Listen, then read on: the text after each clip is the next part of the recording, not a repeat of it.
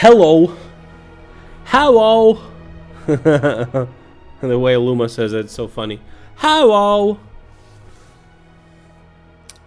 Guys, what is going on? What is going on in Russia, dude? Who says hello? She says hello? Yeah, she says hello. All right. I thought she stopped streaming. No, didn't she stream a couple of days ago? So, all right. First things first. Got new phone, boys. Want to check it out? Look.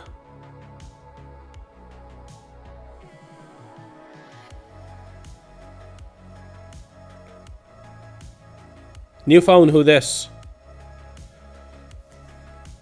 It's super cool. It's super cool. I love it. You can take selfies.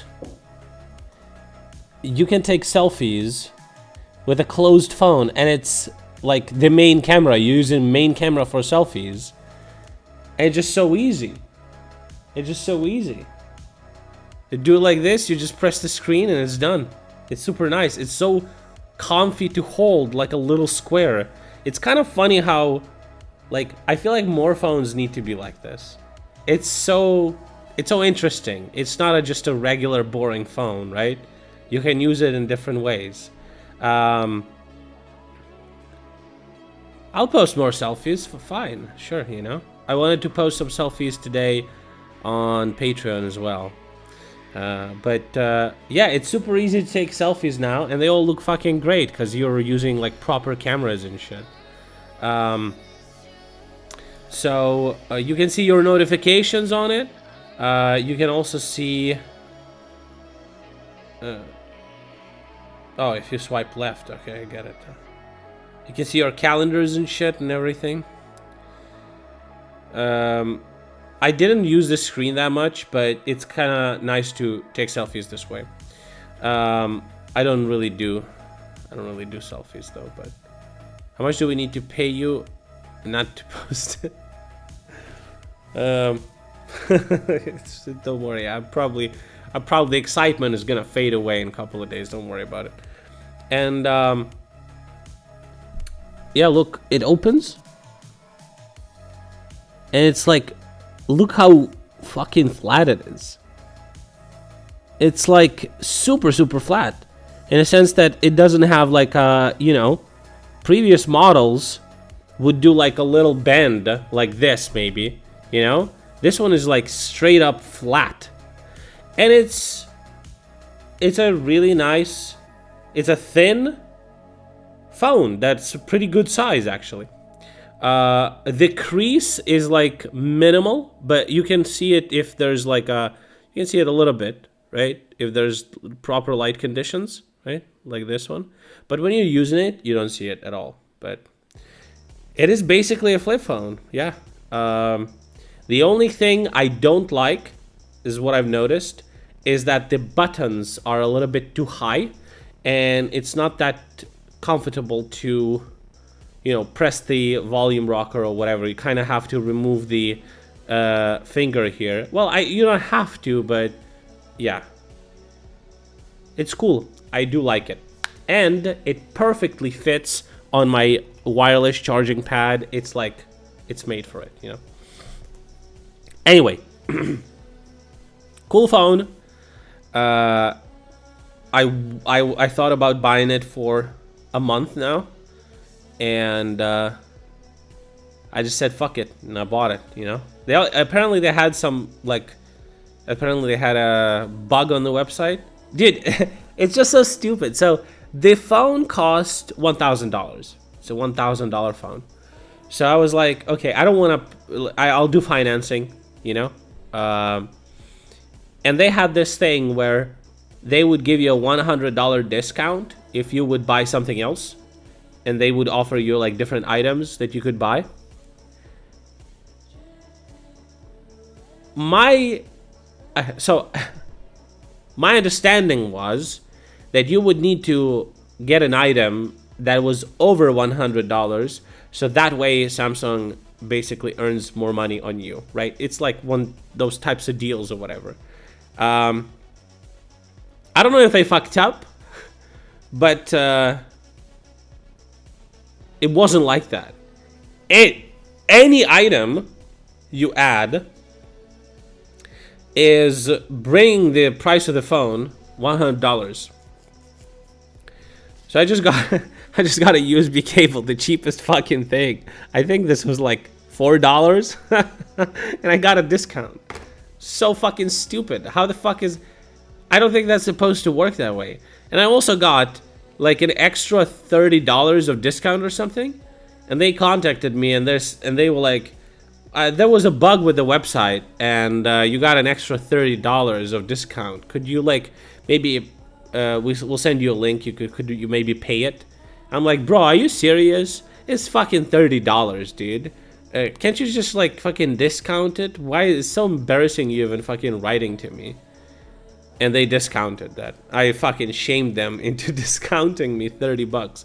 It is fucking tiny, right? Compared to the cost of the phone. Like, I know that Samsung can just like, there's a lot of cases where people just write to support and just say, can I just have a discount or something? And they can give you like 5 to 10% discount just for fucking whatever, just because you're writing to them. And they fucking didn't want to give me like $30. Like, the fuck? And, yeah, but, it is what it is. But they fucked up, yeah, you know. Yeah, they could have just... You know, they could have just canceled the order and, you know, whatever. I still have my old phone with me. I didn't do the trade-in program because for trade-in, I would need to drive to Kiev. And then I calculated how much it would cost me. It would cost me half of the cost of this phone. So fuck that shit. I'm not doing it. I'll just sell it on fucking eBay or some shit. I also got a battery, the power station today. I don't have any... trade-in is always a scam. No, this trade-in is pretty good. The cost of the phone on eBay is about the same that they pay you for trade-in. So instead of like bothering with the eBay, I would gladly trade it. But yeah, fuck it. I got a power station. I don't have any issues with power anymore, but that's perfect time to get a power station when you don't have any outages. Yeah, these outages were kind of horrible, man. I really thought that it's gonna stick around for way longer. And then they just kind of like fucking fixed it. I don't know how they fucking do it, but I don't know. They're awesome. You know, there's some countries that don't have wars and have fucking load sheddings. And yeah, pretty incredible. It breaks my heart hearing some fucking misinformed people talking shit online, how everything's corrupt and shit like that, whatever. What else? I went to the bank. I went to the bank today and I said, tell me how can I get a credit line for a car, but as a business, so I get a special credit for small businesses with low percentages, with low rates. Apparently, you need to be a business for at least 2 years before you can grab a credit like that. Technically, I'm a business for 1 year and 8 months, so I will have to wait 4 months before I'll be able to get a car. So that kind of calmed me down for a little bit, because dude, my hands were buzzing. I wanted to, like, I was doing fucking calculations in my head. Okay, how much money I'll have to pay every month, what gas is gonna cost, possible repairs, blah blah blah. So I was like, instead of buying a car for like 7 grand, I thought that maybe I could get a car for like 20 grand. but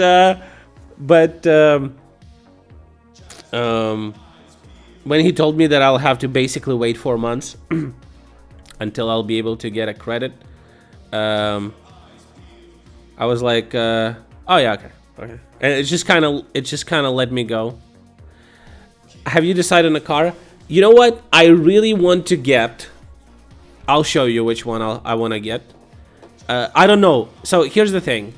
Here's what I'm gonna do. I'm either gonna get this car, or I'm gonna get a way cheaper car.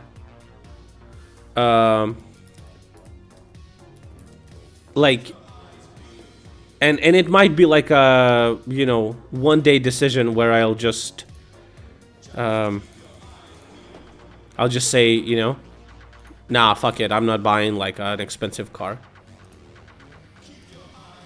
Okay, I want this fucking bad boy. I want to buy this. I want to buy this specific car.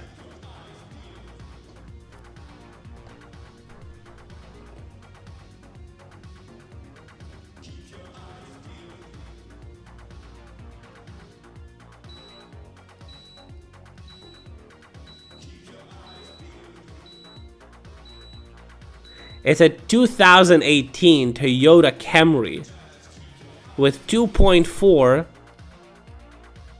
inline gasoline engine, XLE trim, meaning it has everything in it. It's a 10th gen Toyota Camry with full, like, all the fucking bells and whistles, basically. It has heated seats, heated wheel, aircon, of course, electric windows, a fucking sunroof, backup camera, shit like that. And it's a really good price. It's 19.9, basically 20 grand. And does it have a built-in pussy magnet? Bro, a car like this in Ukraine, it's a fucking pussy vortex, my dude, okay? It's a pussy black hole. I think it looks really cool. I really like the way this car looks. I see this car pretty frequently on the street. And it looks really good. It looks really good. It's also pretty spacious. It has a good sized trunk. It has good it has a really good engine. It's reliable. It's a Japanese car, so it means that while you have some electronic things, a lot of things are just buttons, which is something I would prefer. Yeah, it just looks really nice. Parts are readily available. It's not difficult or expensive to maintain, and it's a good solid car. And I would buy something like this, and I would drive it for probably very long.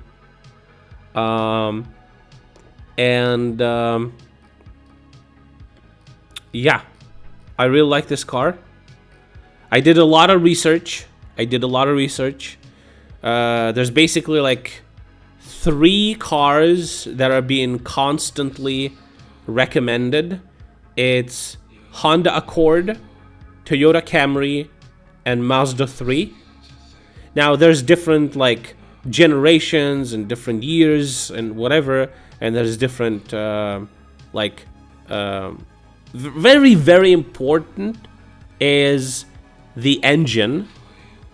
And apparently the best engine to get is the simplest engine.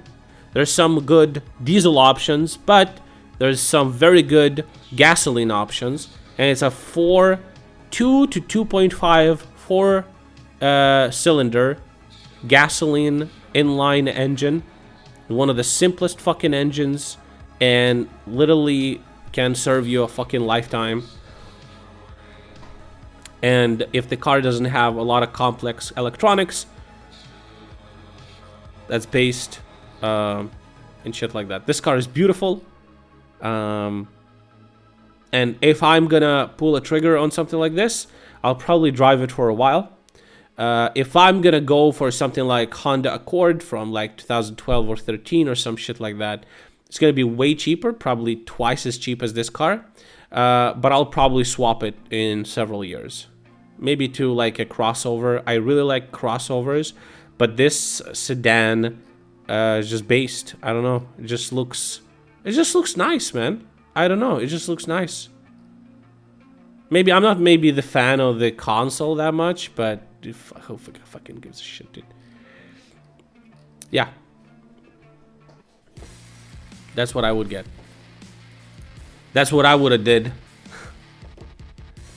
Enough about cars, guys. Why are we here today? Well, some wild fucking shit is happening, okay? Some wild fucking shit is happening. So, remember how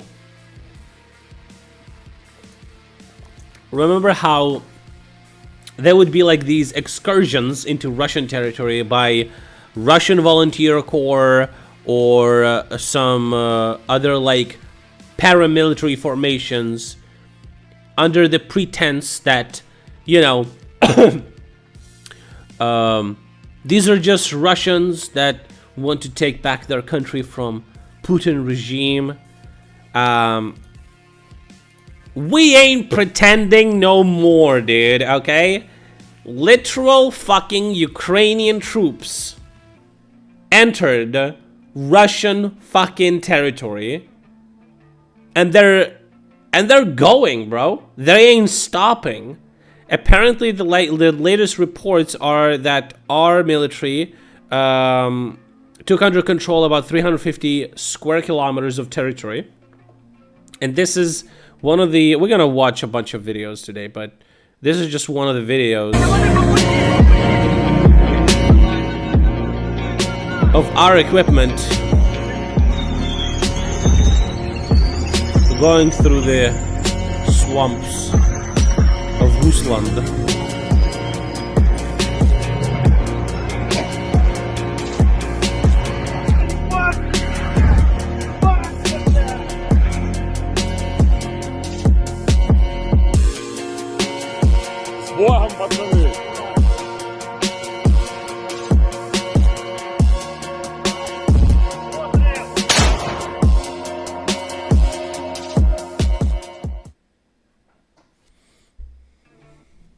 Damn, dude. That's fucking wild. That's fucking wild.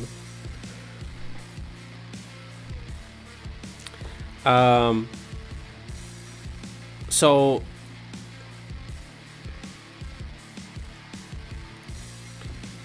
Ukraine did not warn the United States about any operations in the Kursk region. The spokesman of the U.S. State Department, Matthew Miller, stated at his briefing that the states did not receive warnings about the events in the Kursk region and emphasized that there is nothing unusual in the fact that Ukraine does not inform us of its exact tactics before its implementation. We absolutely fucking did. Maybe this is just... They just said, listen, we're publicly not gonna acknowledge anything, right? Because Russians are fucking whining, and they were whining that Ukraine shouldn't use American weapons to like strike their territory or some shit. Anyway, so there's this guy. His name is Yevgeny Podubny, and Yevgeny Podubny looks like this, and he's a very popular one of the most popular Z military bloggers and reporter, I guess, in Russia. He was filming a video several hours before in the Kursk region about the Ukrainian offensive until an FPV drone exploded his fucking face and he fucking died. Good. Fuck him. Fuck off. Here's a picture of Ukrainian military men, capturing around 40 Russians. They're all alive. They're all tied up and are getting ready to be transported.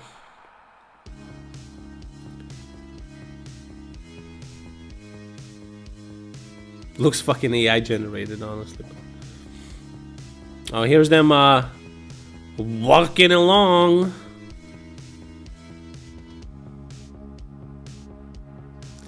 Yeah, well, we need more prisoners. Okay, but let's take this step by step, okay? So, okay. So, August 6th, right? The morning. The first reports were being available. The city of Sudzha in the Kursk region. So let us just orient ourselves better in the space. And see where it is. I don't fucking...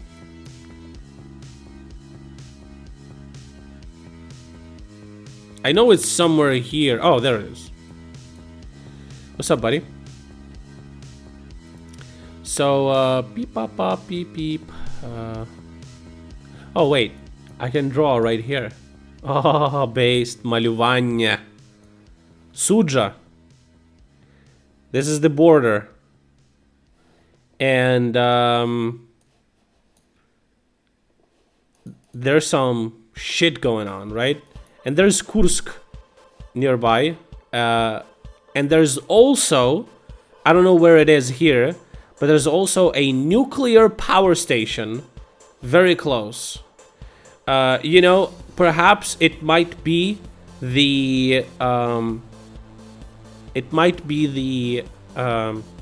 the goal is to take control of that nuclear power station.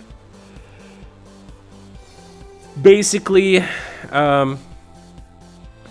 is dark gray blob. Is this the nuclear power station?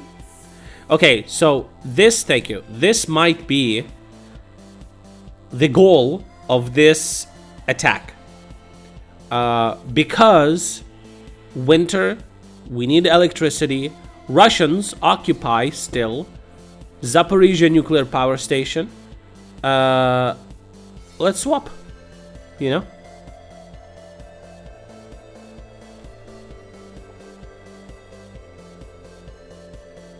I don't know. Could be anything. There could be like 50 different things that we could do basically by doing this.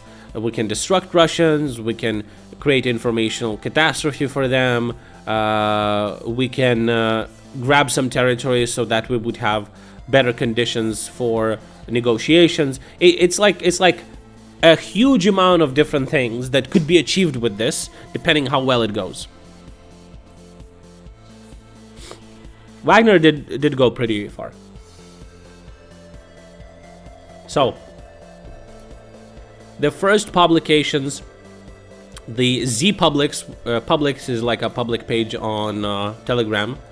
So, they wrote that Ukrainian armed forces are allegedly trying to penetrate the Kursk region and that there are battles on the border. So, penetration was successful, guys, you know? What else?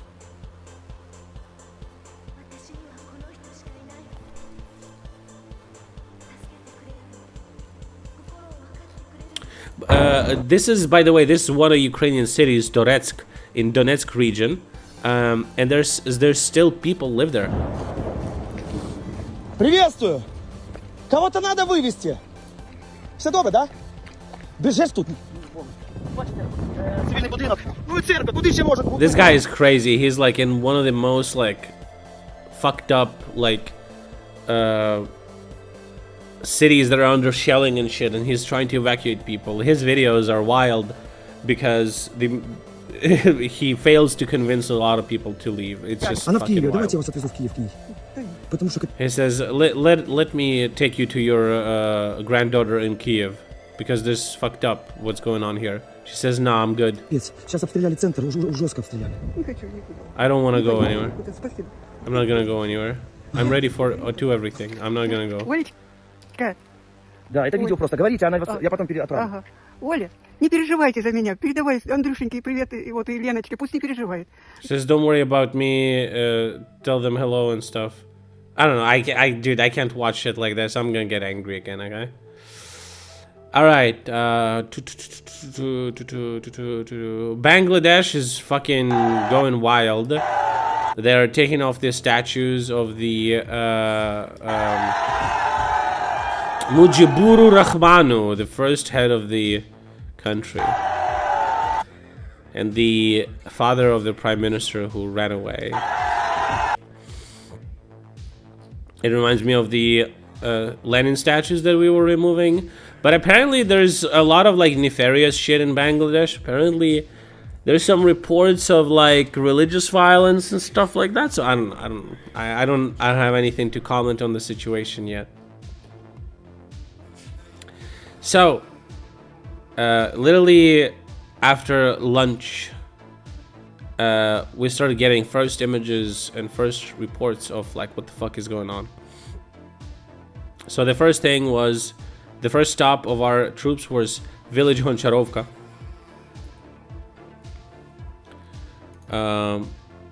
These are the I guess drone shots of our equipment. So while Russians were learning alphabet with their letters, we're now teaching them geometry. There's posts from regional Telegram group.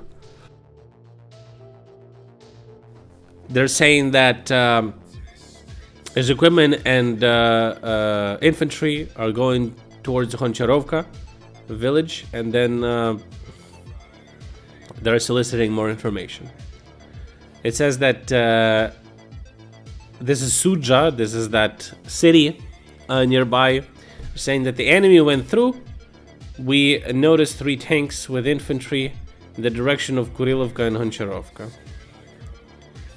They're says that the fighting are continuing according to the initial data from different sources. The enemy was able to enter with several pieces of equipment on our territory. The direction is Kurilovka and Charovka.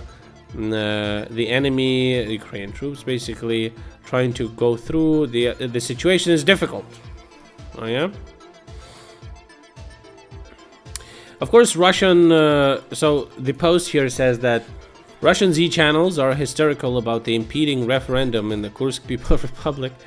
In the morning, propagandists began writing about battles on the border and attempts by the Ukrainian armed forces to penetrate the Kursk and Belgorod regions. The Russian government says there's no reason to worry. For some reason, nobody believes them. That's funny.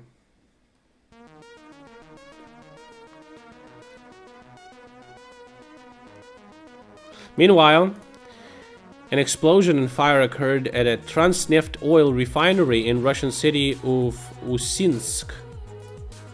Усинск. Транснефть. Uh-oh. Что-то где-то эта линия загорелась. Жесткое возгорание.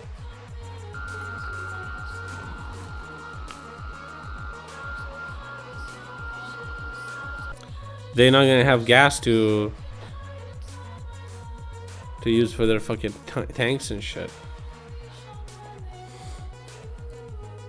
In the world news, a bill to ban souvenirs depicting drug lord Pablo Escobar has been introduced in the Colombian parliament. What a huge issue. I mean, listen, yeah, no shit, right? Yeah, not a good look for Colombia. Oh, this was funny. So,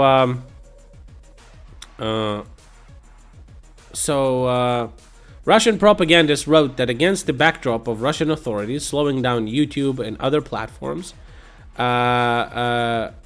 their own Vkontakte and RooTube became the most downloaded applications. However, they deliberately cut off the first place in the downloads. It was a VPN thing. So this is the screenshot that they posted. Like, look, people that are downloading our Russian piece of shit apps. Meanwhile, fucking VPN is the first and the fourth, dude. Oh man, it's fucking stupid.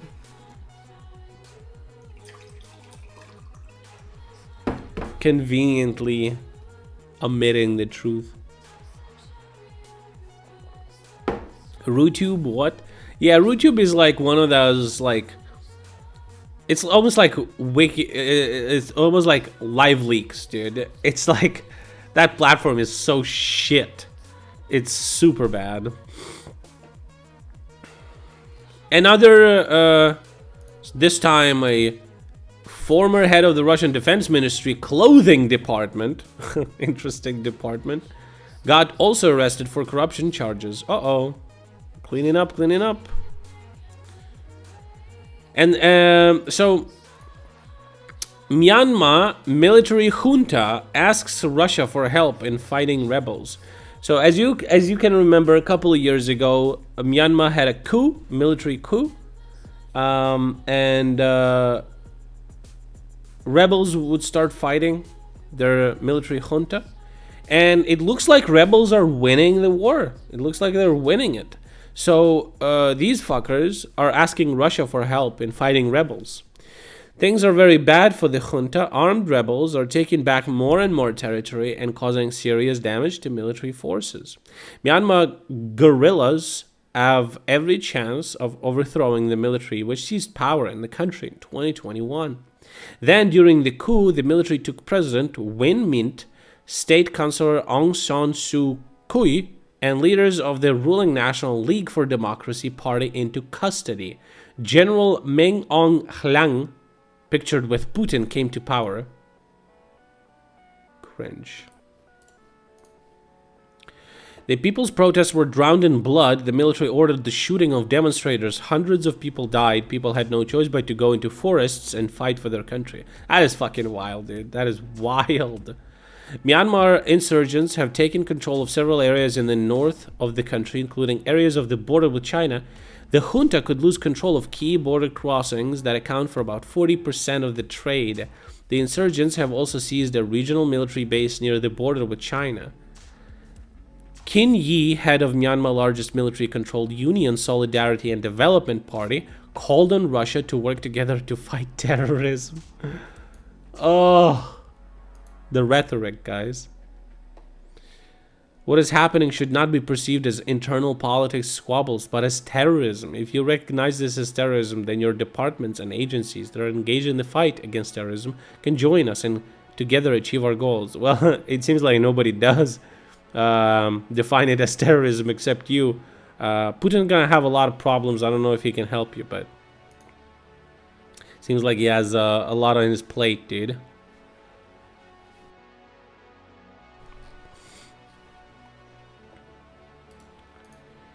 The EU Council approved the allocation of about 4.2 billion euros to Kyiv from the Ukraine Support Fund based. Well done. If you missed the news, Kamala Harris has chosen Minnesota Governor Tim Walz as her running mate. Pretty base dude. This is the guy that started the "they're weird" trend against conservatives. He was the one that started saying that they're weird. They're just weird. The way they talk, the way they walk. I hate the way that you talk, the way that you walk, whatever. I saw a little speech. He's pretty well outspoken guy. He's not that old. He's around 60 years old. Same as Kamala, basically, considering the geriatric fucking fucks that were in the campaign before this. I mean, Trump is still there, but a lot of people were saying that some other dude was a better pick, but seems like a fine pick to me. We'll see what's gonna happen. So Hugo Boss sold his business to wholesale partner Stockman in Russia. I've heard some comments, people saying, "Oh my God, Hugo Boss, fucking." By the way, Hugo Boss was collaborating with Nazis, but it seems like collaborating with Russians is even too much even for them, bro. So they were like, "No, fuck that." You may think that it's been like 2.5 years of the fucking war. They only now decided to sell their business. Well, no, actually. As soon as the war started, they were among the first companies that completely ceased their operations in Russia altogether, closed all their stores, and stopped taking any orders or anything like that. So for this time, they were in the process, I guess, for looking for a buyer and stuff like that. They found them. They sold the business, and yeah, probably not gonna come back for a while now. There we go. Only absolute village cunts wear boss. No, that's not true. It's just people think this is the problem with all luxury brands, is that people who want to flaunt wealth usually want to wear them, so they don't know how to dress. They don't know how to, like, you can get, I guess, I don't know, I've never purchased Hugo Boss, but I am sure you can get something that's all right, you know.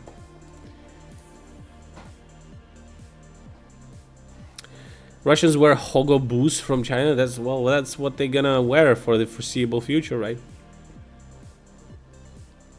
Okay, let's take a look at the consequences of shelling in the city of Sudzha, Kursk region, Russia.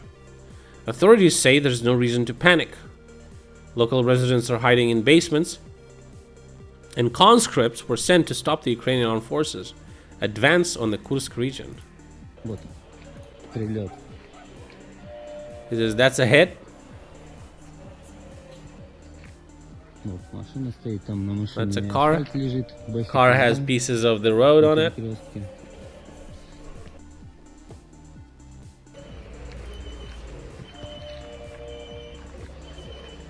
Моя улица. This is my street. Моя машина вон стоит. My вот, car дом is there. разбитый. Короче, у меня вот ракета упала. Тут, The missile hit а там nearby. здесь вот упала. Бэхи пизда. The BMW is По fucked. моей машине BMW, I'm sorry. асфальт. Короче, вот так вот. That's what's up. Всё, пизда. That's it. Fucked up. Обстановка напряженная. The situation Ждем is вертолет. scary. We're waiting for a helicopter. Готовность. The combat readiness. That's it. He didn't say what is it. Is it 100% or a 1? Situation.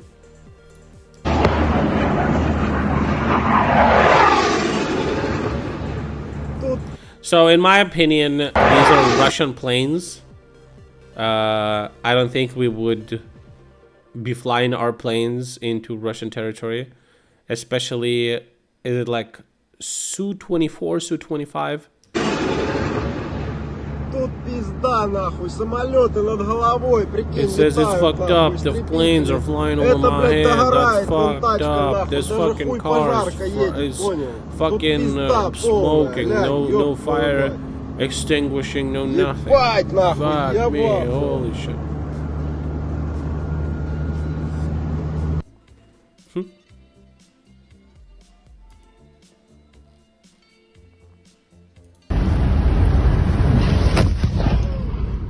Ебать.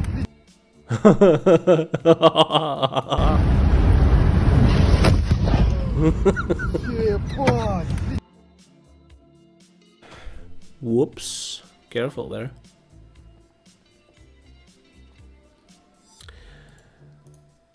Russian authorities demanded that telecom operators reduce YouTube speed to 128 kilobits per second. Kilobits. 128 kilobits.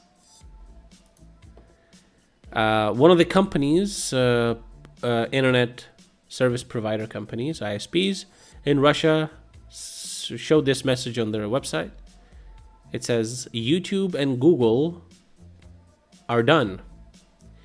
Dear users, we and other ISPs, due to the government decision, are slowing down the access to Google services, including YouTube.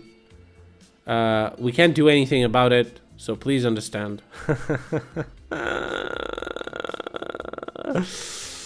Get the fuck out of here, boy. So the slowdown is 128 kilobit, not bytes, kilobit a second. I don't even know, like, you can't load anything at all, so. Haha, fuck 'em, dude, fuck 'em. The first Goku and Vegeta hairline, the first Russians that were captured, turns out they're not even, they're just conscripts. Putin said many times that conscripts are not going to be sent to war. Whoops. Я, Емельян Максим Павлович, 01.08.2003 года рождения, был взят в плен армии Украины. Anyway. Я вообще в общем плане весьма. So they're asking a couple of questions, who they are, blah blah. Not extremely engaging or interesting. This guy is funny because he was on this interesting poster of Russian army before and after, I guess. Whoops. Whoopsie doopsie. Whoopsie doopsie. Oh, this video is fucking wild. I don't know if I have it saved, but so a couple of days ago we did a strike on a Russian airfield. Remember that picture that I showed you where it's just like everything's gone, like it just gone. There was things there and not anymore. Well, there's a video of those things transitioning from being there to being gone, and this is how it looks like.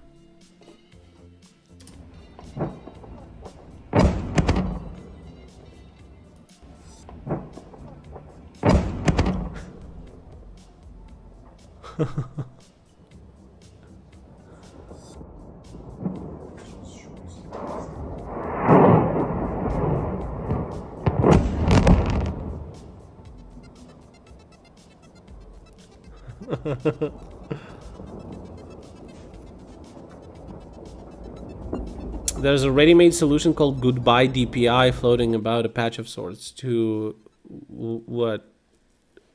To solution to what exactly?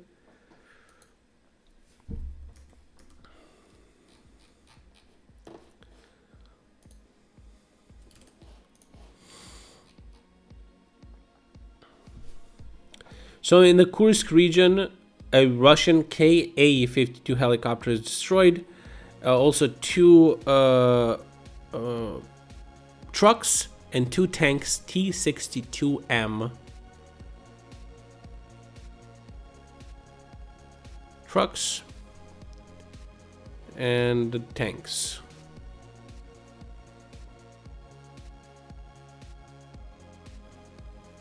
Faking DNS. I don't know how DNS... I mean, the provider ISP will just slow you down. It has nothing to do with DNS. You're trying to use internet and you're trying to connect to a website and they're just like, nope.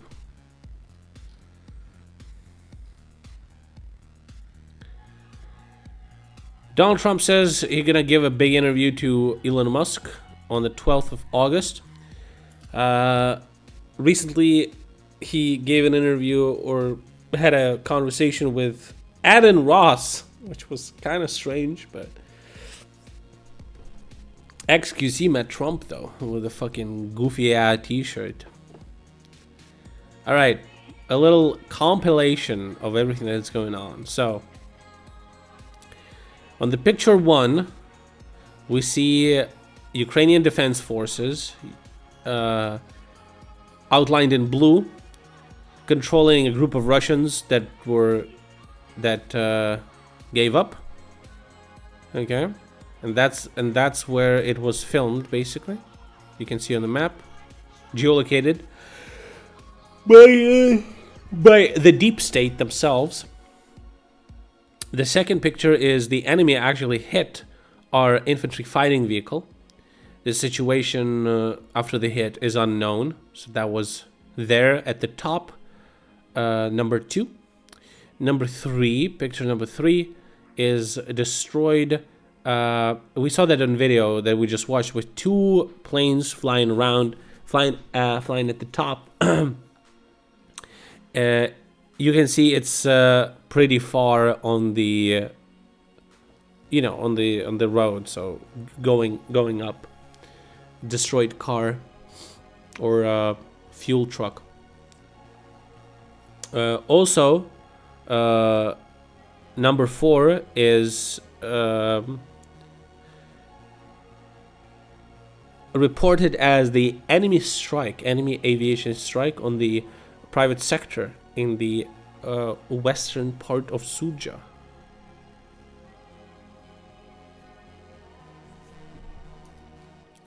And number 5 is destruction of enemy infantry.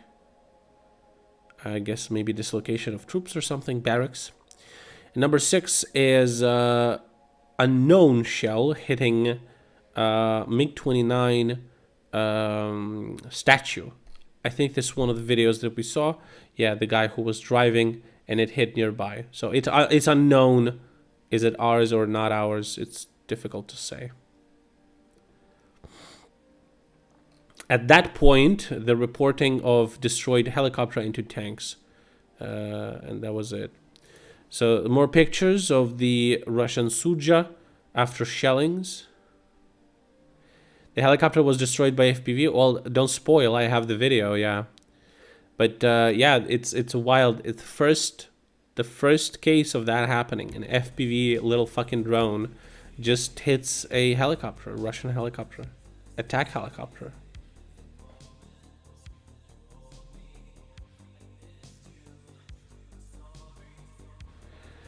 So this is Morozovsk. This is where that huge explosion was that we saw a couple of minutes ago. And this is the airfield that we hit in Russia. I think Rostov region. And this is the Su-34 from the airfield. I don't think that'll buff out, gonna be honest. How much it cost? Like 50 mil or some shit?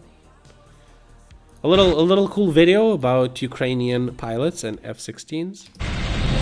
It is really super fun jet to fly. I'm not saying that MiG that I flew before is super boring, but the F-16 is definitely more agile. It easily moves. The moment you think of something, it turns.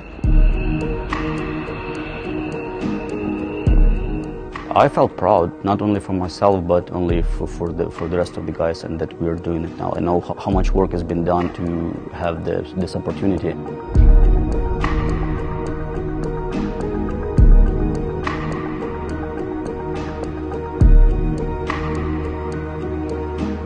It has been updated several times, and as it is right here, it's a very, very modern aircraft. It's competitive with the best Western fighters, and I'm sure that the Ukrainian Air Force will benefit from that.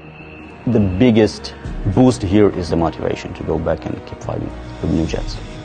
We are in this together, and we have a lot of sympathy with the Ukrainian people, and we want to do whatever we can to help. So which ones are better, with 2 pilots or with 1 pilot? Because there's 2 variations of it, no? 1 pilot's better? Why do we have the one with 2 pilots?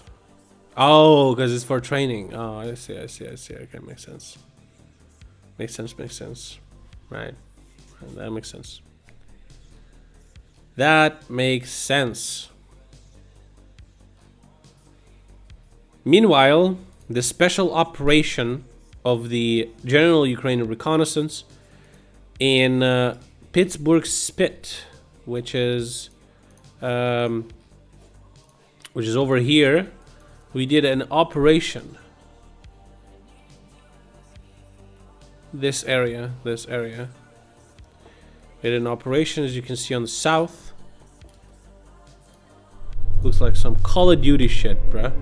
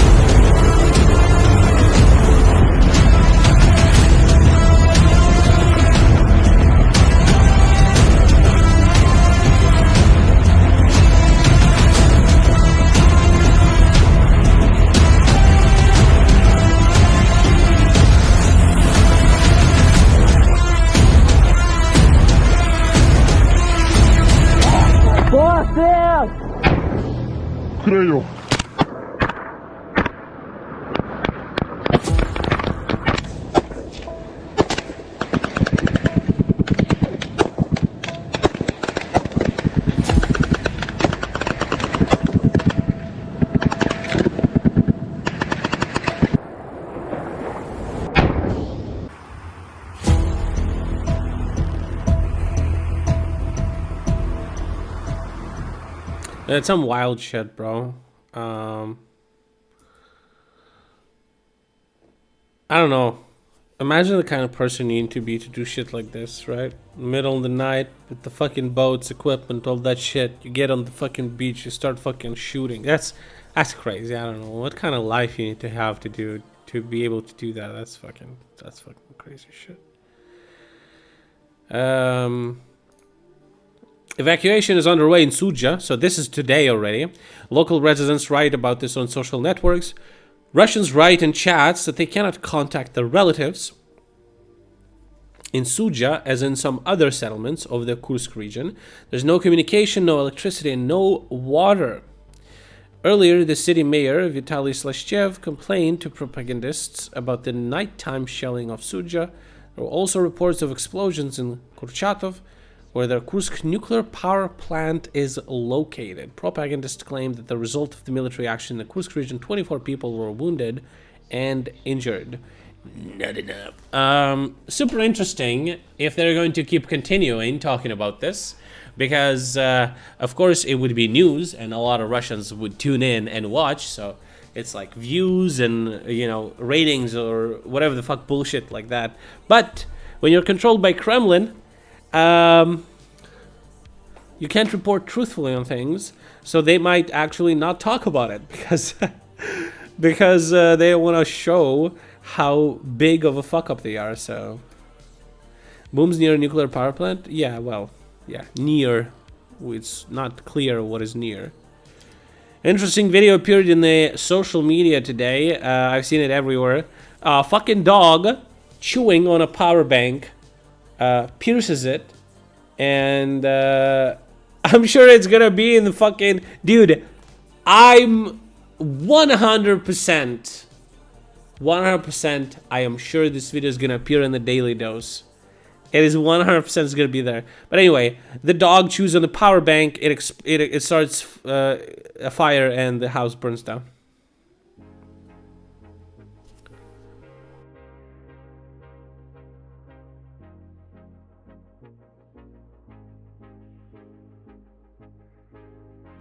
This video is everywhere. I'm not surprised you saw it. Motherfucker just...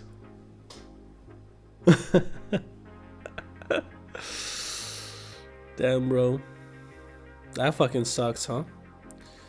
Hide your power banks, guys. Don't let your dogs chew on your fucking power banks. God damn. That's wild. Or, better yet, if you have lithium-ion power banks, don't. Throw them away or dispose of them, sell them, whatever. Just buy yourself some lithium polymer batteries. They do not explode. Pretty good. Did the dogs survive? Yeah, they did. In Russian Dagestan, a female chess player poisoned her opponent with mercury. What the fuck? Dude, holy shit. So there's a video of her pouring mercury. And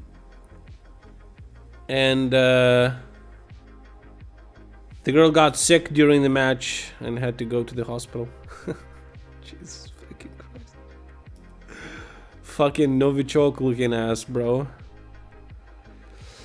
A hilarious post was posted today by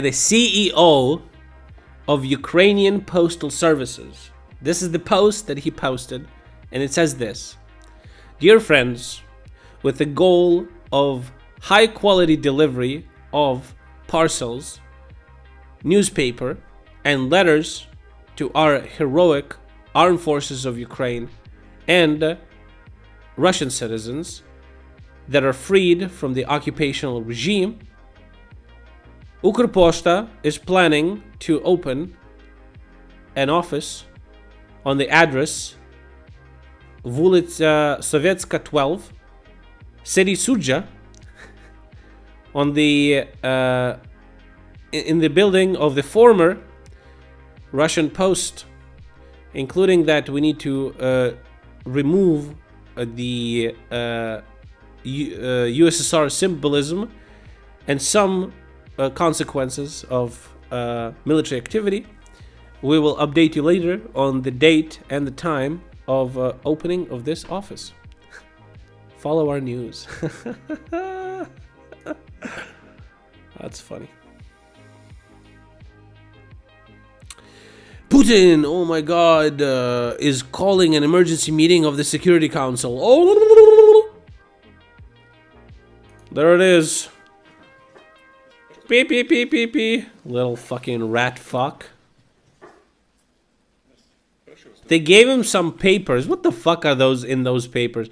They gave him some papers so it wouldn't be that obvious that how his right hand can't even fucking move properly. Добрый день, уважаемые коллеги. У нас с вами большая повестка по основным направлениям деятельности Looks a little bit stressed out. What do you think? правительства, но начать придется с событий в Курской области. Как известно, киевский режим предпринял очередную. Oh no, not lithium polymer. Those are even worse. What are you talking about? Isn't that? Am I misinterpreting? Масштабную провокацию ведет неизбирательную стрельбу из разных видов оружия, в том числе ракетного по гражданским зданиям, жилым домам, машинам скорой помощи. Сразу же после нашего совещания у меня будет встреча с руководителями силовых ведомств Министерства обороны. Blah blah blah. Fuck off.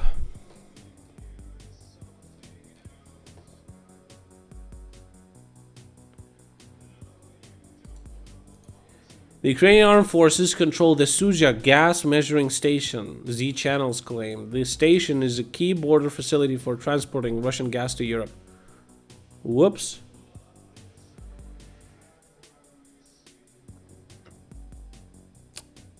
Safe are lithium iron phosphate. Lithium polymers are the worst ones. What do you mean it's the worst ones? Wait, I'll have to Google this. My impression was different.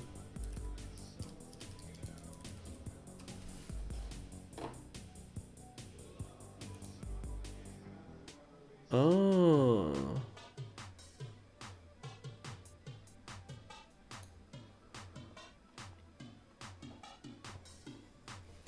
They're also lithium ion. There's several Life PO4 batteries are lithium. Wait.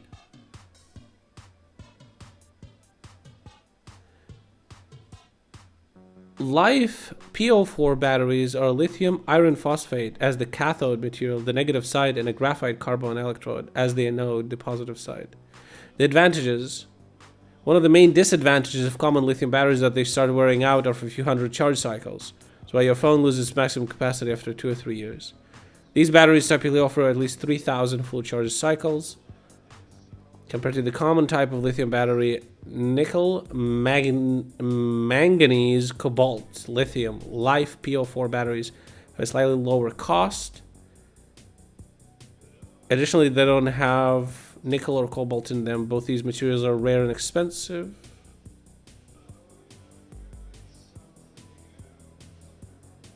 Comparative safety to other lithium battery chemistries that undoubtedly are inherently more stable. They're harder to ignite, better handle higher temperatures, don't decompose like other lithium chemistries tend to do. Oh yeah, okay. So I guess it's iron phosphate, not lithium. Polymer like I was talking about, or what the fuck was I saying before? I'm sorry. I just read this. I thought it was lithium polymer, but it's now I see it. It's yeah, phosphate. Okay, lithium iron phosphate, right? Anyway, this is the battery that I got. You want to see the box? Because I didn't want to burn my house down or whatever. Hello.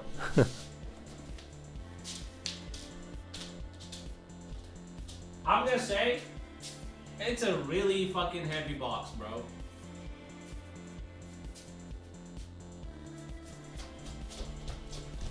Ah! You scared? Okay.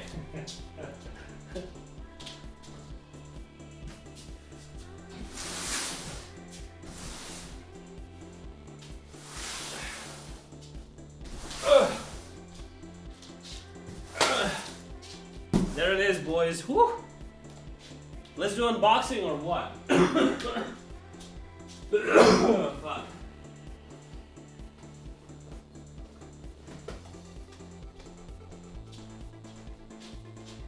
Let's do a little unboxing. Be careful. Don't puncture the battery. You're gonna explode.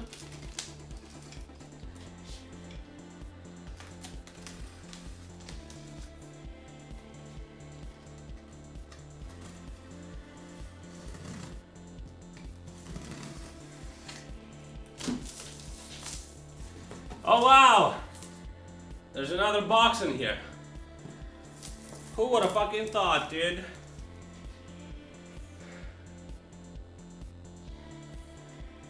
Fuck off. Oh my god. Eh.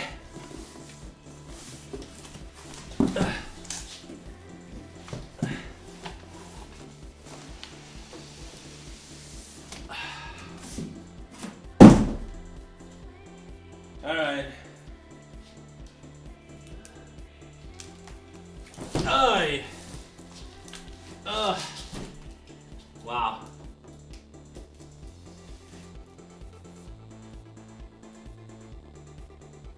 It's so funny how boxes now require boxes because people save the boxes, even though this was just meant to transport the product.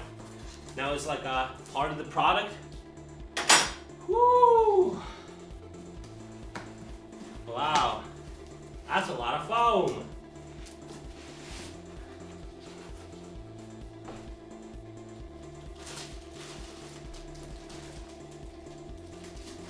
Jesus. Oh my god. Oh, I spilled my fucking water. I spilled my water. Fuck off. Oh. God damn. It's okay. It's okay, guys.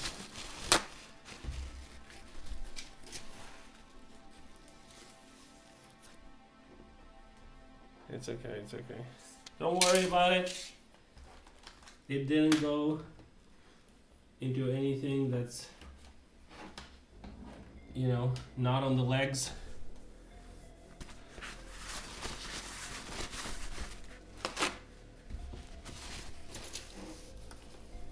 I'm gonna absorb this.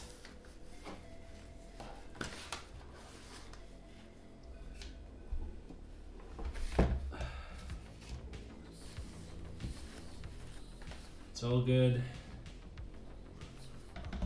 Oh, man, fuck. Maybe not that good. Okay. Nah, it's all good. It's a little bit of moisture. Didn't hurt any electronics. Right?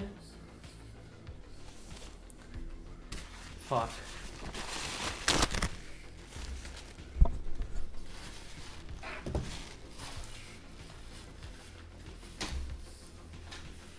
God damn. It's okay. It was just a full glass of water. I mean, it's filtered water, okay? Oh, don't worry about it. Jesus. This is the content you want? Me fucking wiping down my table? I'm sure. Okay. Good as new. Anyway. Alright, the battery.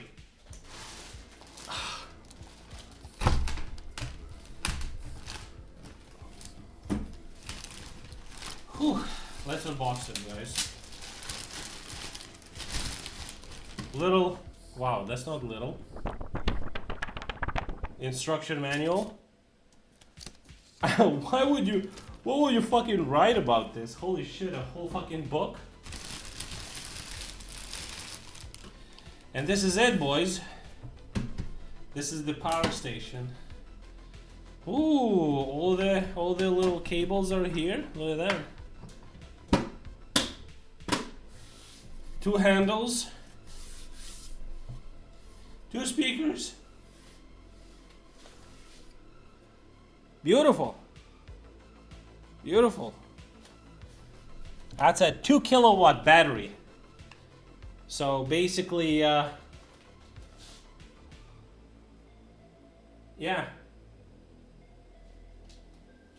It's gonna last. Let's play music. I'm not sure. Where do you put batteries to charge the bigger battery? Thank God it doesn't work like that, right? I would just put it. Somewhere here under my table. Just connect it to the power outlet. Wow, another fucking box for me to put somewhere. Okay. Ooh. Yeah, fuck. Honestly, this water thing could have fucked me really, really bad, but it didn't. It's all good. Okay. Can't believe XQC met Trump. Right? What a fucking timeline. Right? Sounds like a fucking movie. Or a joke.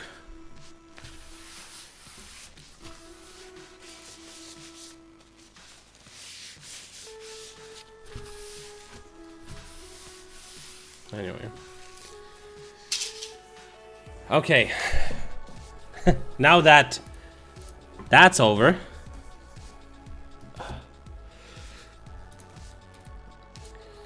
Okay. Let's go back to the news.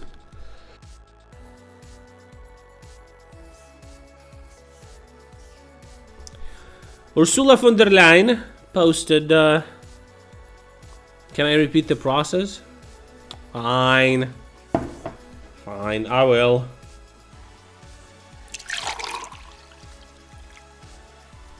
Whoops.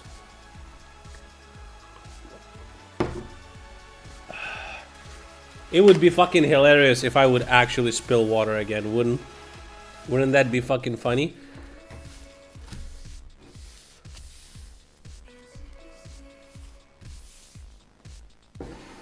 Okay. My pills. Oh no. All right.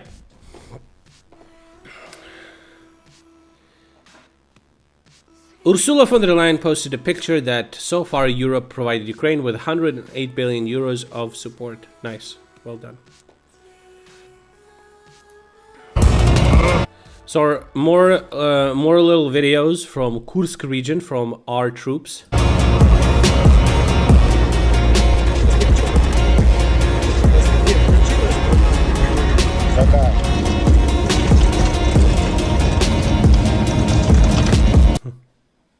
With a sig, what a Chad. So, one of the major Telegram news channels of Suja claims that the city is under full control of Ukrainian armed forces. The administrators came up with the hashtag Suja, this is Russia, and asked to spread it. It reminds me of something. The situation in Suja is very tense, the city mayor said to propagandists. We're very tense. There's no time to talk. Many people are calling about evacuation. While he's giving an interview to the news outlet. So Putin is doing some kind of meeting about the military activity in the Kursk region. These old fucks don't look too excited. Blah, blah, blah, blah, blah, blah. Oh, don't care. Fuck out of here, pussy bitch. Gerasimov said that progress has been halted. Sure. He says that Ukrainian armed forces allegedly lost 315 people, including 100 killed. 54 armored vehicles were destroyed, including 7 tanks. Yeah, right. He claims that there was a group of 1,000 Ukrainian troops to capture a section of Suzdensky district. Right. Truth or lie, guys? The management of the Kursk nuclear power plant does not know what to do in case of an attack by Ukrainian armed forces. A source for the publication Important Story has reported that the administration of the nuclear power plant was unable to answer the employees' question about where they should take shelter in the event of a missile threat. My dude, if there is a missile threat on the nuclear power station, I don't think there is a place where you can hide. Probably the nuclear power station is the best place to hide, because if the enemy is willing to hit the power station, ain't no fucking bunkers helping with that.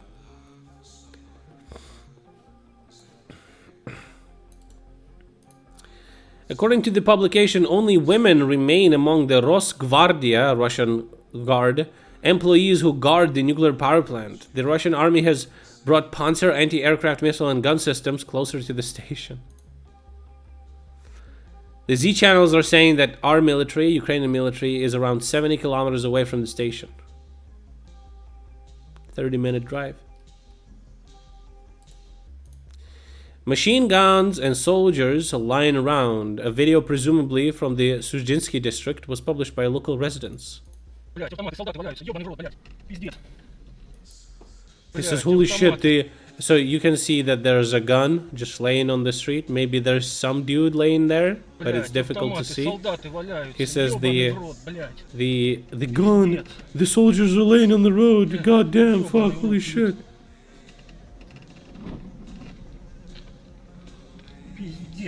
Holy fuck.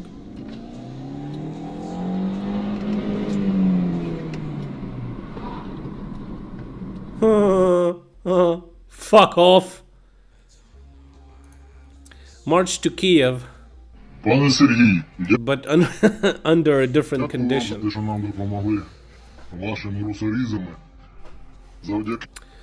Well.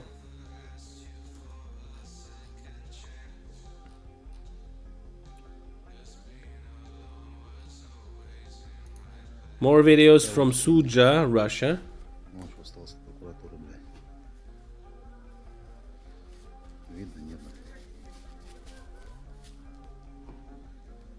Там нахуй валяется он, блядь. Дом походу прилетело, блядь. Вот так у нас выглядит что с дорога, блядь. Если видишь,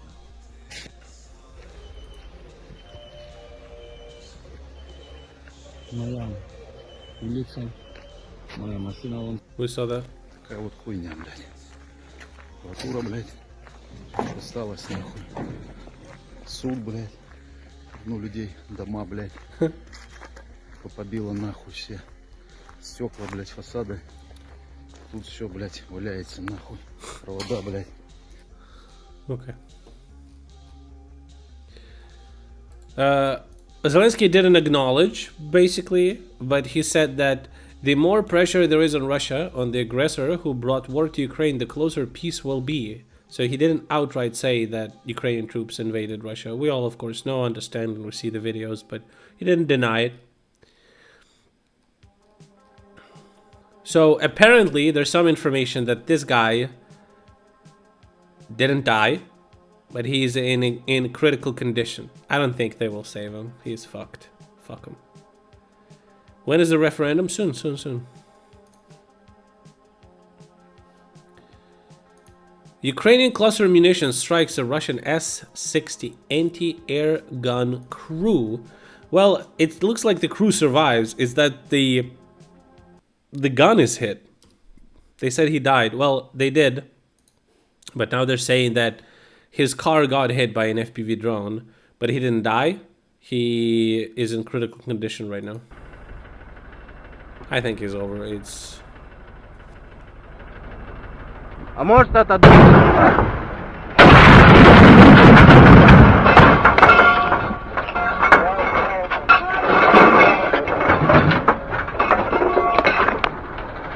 Ёбу! У нас остатки!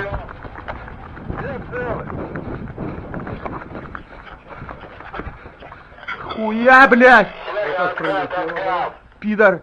Какой откат? Мы с машиной, прям по машине! He says, reverse the car, get out. He says, what do you mean get out? The car's fucked up, it's got direct hit. Oh. People around cry.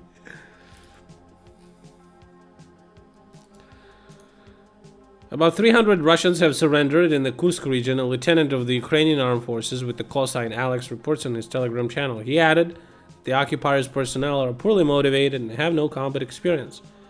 They were simply sent to sit in the trenches, so almost no one had any desire to fight. Almost no one?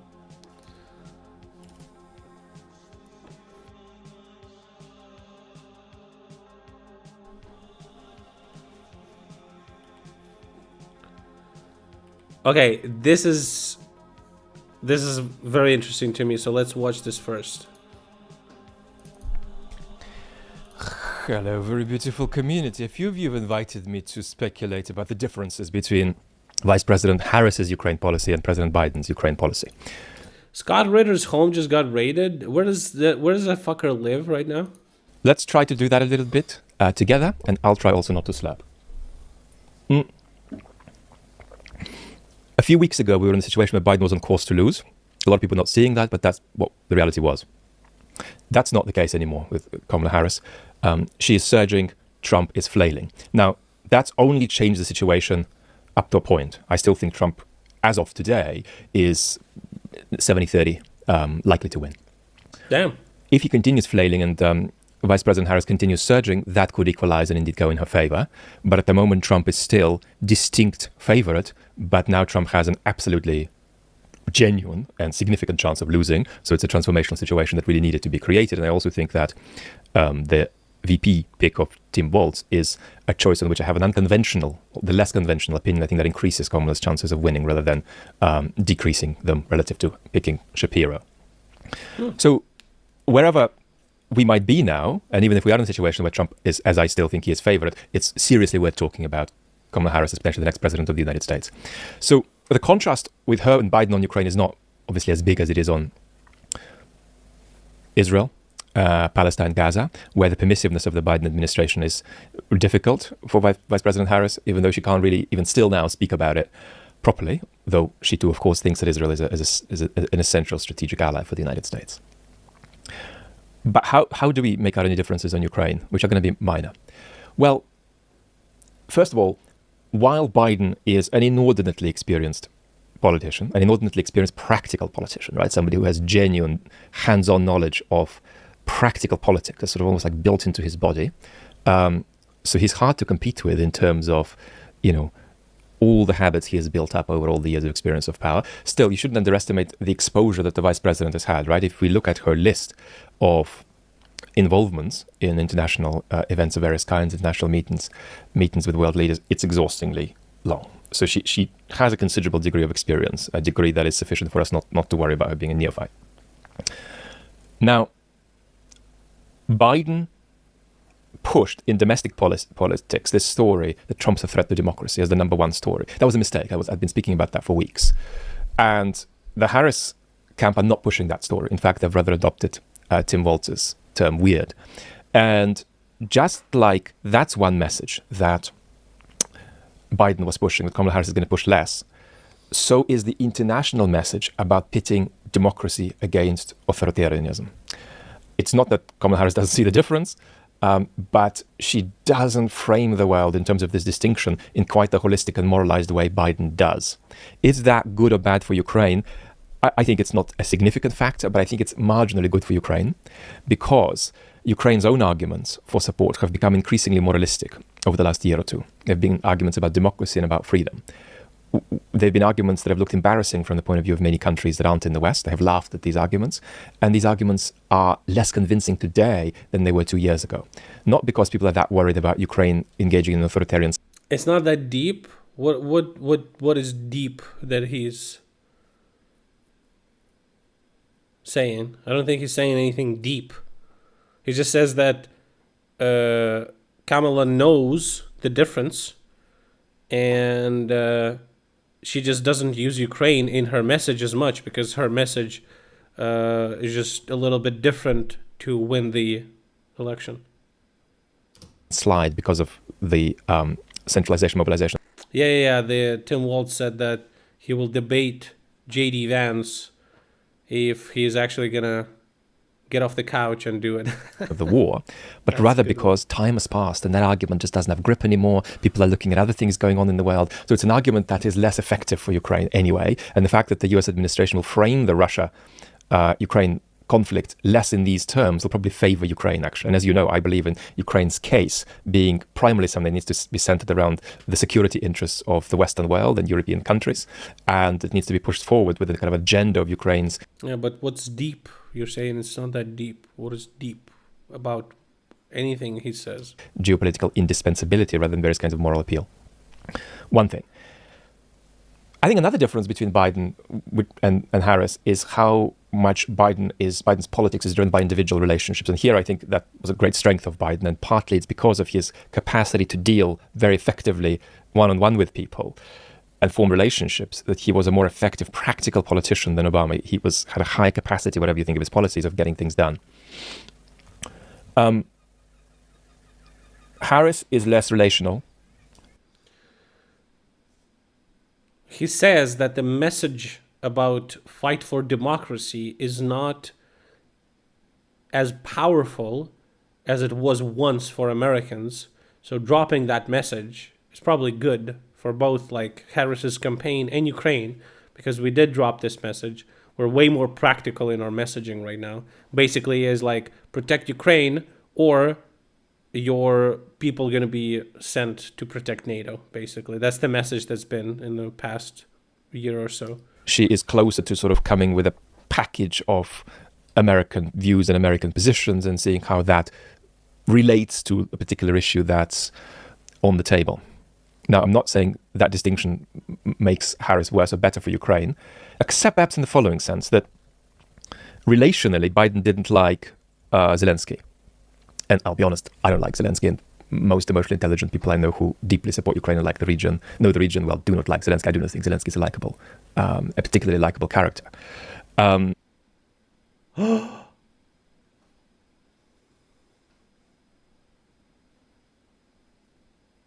Blasphemy. Oh my God. And Biden didn't like Zelensky. And I think that not liking Zelensky is going to be less of a deal for Harris because she works a little bit less in terms of individual relationships.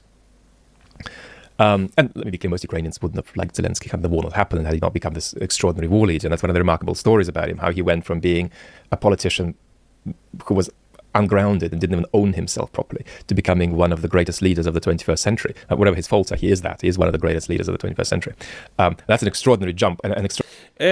Listen, I do understand what he's saying here, but the problem is, and I'm sure Vlad understands this, but you can always give an argument against this, but basically it was difficult for Zelensky to do what he wanted to do, and I think that he had really good ideas and really good plans for Ukraine, but he was unable to achieve them because the level of pushback he would receive from politicians of all kind of caliber, it was incredibly immense. It was huge. It was difficult to do anything because you would just completely encounter incompetence on every level of the government apparatus.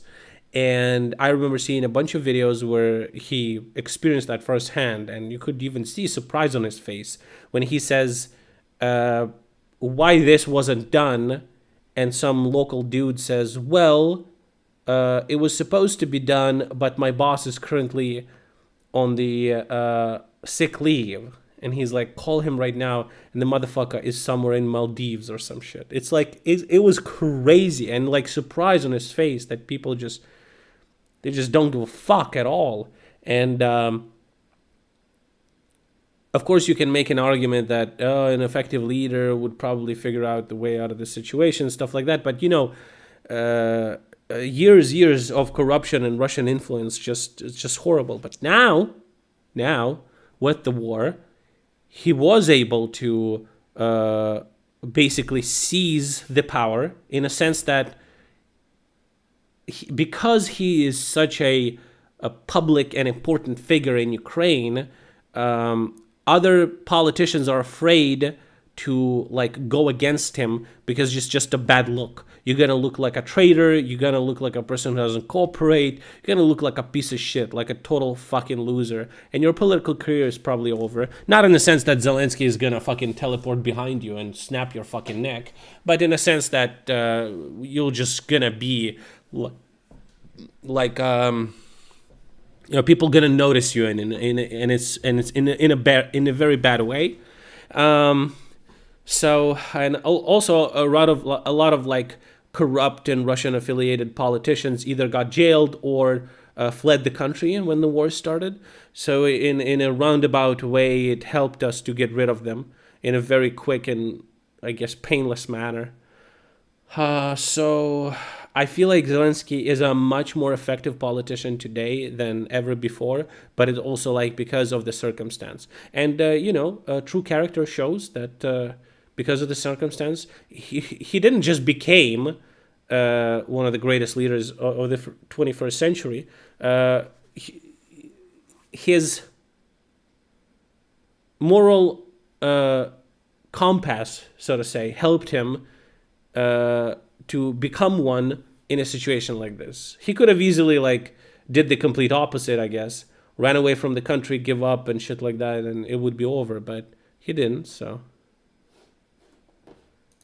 Certain revelation, actually, of how far character is something that intersects with circumstances, right?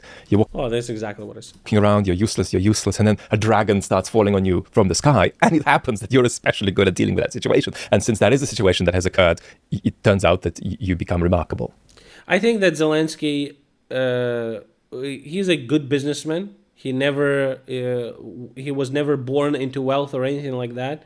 I think he knows how to work with people. I think he knows how to manage people. And it was just difficult. In a company, when you're a manager and you're trying to manage people and build something, people are motivated to work for you because you pay them. In the government, it's a completely different situation. So, and the president doesn't really have the power to just fire anyone he wants. So that makes things very, very difficult. So there's this extraordinary interaction between character and contingency in politics. If you pushed me against the wall, I would say that Harris would be slightly less likely, I mean, this is close, slightly less likely than Biden to push Ukraine into a peace that Ukraine finds difficult. And so Vlad is basically saying that Harris would be pretty much the same as Biden, but maybe slightly better for Ukraine. On nuclear risk, Harris sees that as the number one priority, but not as emphatically and conservatively as Biden does. I mean, for Biden, I also don't like, not that I don't like, I just don't understand where did he get that Biden didn't like Zelensky. Global nuclear war is the number one, number two, number three, number four, number five priority in Ukraine. For Harris, it'll just be the number one and number two priority. That shouldn't really matter in practice, but it's an interesting psychological difference. Could the Harris administration develop a more strategic approach to Ukraine, right? Which is the kind of criticism that we've made of Biden, that his administration hasn't developed a strategy for the region, and a strategy for how to sort of frame the conflict in a broader context. They could. Where you want the international system to go. No, there's no chance that could happen. There is no possibility that the United States will develop more of a strategy toward Ukraine because, and I want to explain my account here, that is tied to democratic incapacity. So there's no human who ever lived who actually could do that as the president of the United States. So that won't change. But I think that the sorts of things we've talked about, as important as they are at the margins. But I hope we've touched on some of them illuminating. Lots of love and talk soon. Okay. Well, at least it's not worse, I guess. Recently, there have been a lot of updates from the Russian-controlled territories. Here, Ukrainians launched a 3-day-long combined effort to strike Russian military facilities in the Luhansk region, Crimea, and the Russian Federation. On the 4th of August, 2 days ago, Ukrainians launched a huge missile attack on Luhansk, targeting a machine-building plant that Russians had repurposed to store and repair tanks and military equipment. Ukrainians used 8 ground-launched ATACMS missiles and 4 air-launched Storm Shadow cruise missiles for the attack. Okay. The head of the Russian LPR stated that Russian air defense had shot down 4 of these missiles, but that the remaining 8 had effectively hit their target. Dude, the notion that Zelensky was a comedian is just so silly, bro. It's like, yeah, comedians usually people who are clever, sharp. They know how to talk to an audience. They know how to feel the audience. They're charismatic. They're interesting. Look at fucking a bunch of comedians like Dave Chappelle, Louis C.K., Anthony Jeselnik. I like that guy a lot. If you hear them in podcasts, they're extremely intelligent dudes. Bill Burr, very intelligent guy. They're smart people. Just because they're making people laugh on the fucking stage doesn't mean that they're fucking clowns. What a fucking stupid notion. The strikes hit warehouses and fuel depots on the facility's grounds, causing large... Who gives a fuck? It's a post-USSR fucking league and nobody had any fucking... It doesn't matter. That doesn't play into it whatsoever. Smoke clouds to appear over Luhansk city. One day prior, Ukrainians also performed a successful large drone attack on military targets in the Rostov region. Ukrainians effectively struck fuel depots on their way to their main target, as local inhabitants... Our current chief of staff, or our current top general, Sirsky, is a fucking Russian. Like, what the fuck? The fuck it doesn't matter. ...posted videos of several petroleum tanks going up in flames, as Russian officials noted that 15 Ukrainian drones had hit their targets. The primary Ukrainian target, however, was the Morozovsk airfield. As NASA firm satellite data shows, the entire base was engulfed in flames. After the dust had settled, the Ukrainian Ministry of Defense shared satellite images of the aftermath of the strike, showing the airfield had suffered extensive damage. The most impressive photos were that of the warehouse where glide bombs and air-to-air missiles were stored, showing the entire facility was leveled to the ground. The footage also shows that one Russian Su-34 fighter bomber was destroyed completely, and 2 more were damaged by shrapnel and debris. Ukrainians also hit 4 technical and operational buildings and 2 repair hangars, which were all damaged by the explosions. On the first day of the operation, 1 day before the airfield strike, Ukrainians launched a series of attacks on high-value targets in Crimea with HIMARS ATACMS, Storm Shadow, and a large number of drones. Russian military analysts noted that for months now, Ukrainians have been using new flight paths for their attacks, flying over the Black Sea to circumvent Russian electronic warfare systems and attack their targets from behind. Satellite footage of one of the targets shows that Ukrainians struck a Russian S-400 air defense base, destroying at least one S-400 system and damaging another, while the fate of 2 others remains unknown. Next, Ukrainians destroyed another S-400 and one S-500 anti-ballistic missile system with HIMARS ATACMS missiles near the Kerch Bridge. The total cost of these lost air defense systems is over $3.5 billion, not counting the possible repair cost for 1 damaged and 2 missing systems. What do you mean just saying? You're not saying anything. So what? Yeah, sure, they do. Okay. And? A lot of Russian movie stars, screenwriters, and a bunch of that fuckers. I mean, yeah, of course. Is that surprising? Not really. Interestingly enough, Ukrainians reportedly also struck the Russian Rostov-on-Don submarine again, and this time possibly for good. As you may remember, Ukrainians hit the same submarine almost a year prior, after which many naval experts stated the vessel was damaged beyond repair. Nevertheless, Russians seem to have invested a lot of time and money into repairing it, as the submarine was reportedly conducting trials in the Sevastopol harbor. While satellite images remain inconclusive, the Ukrainian Defense Ministry claimed the successful strike on the dry dock sank the submarine, this time for good. If further images show these claims to be accurate, it would be another devastating blow and an embarrassing loss for the Russian Black Sea Fleet. In general, Ukrainian strikes on Crimea focus on Russian air defense systems near vulnerable critical infrastructure, forcing Russians to redeploy more of these systems away from the front line. This in turn puts Russian high command in a nasty dilemma. They have to weaken either their air defense network around military facilities in the...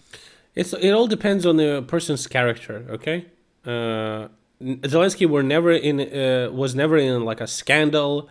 He never talked shit about like behind people's backs. When you look at somebody like Trump is definitely like a fucking cum rag of a person.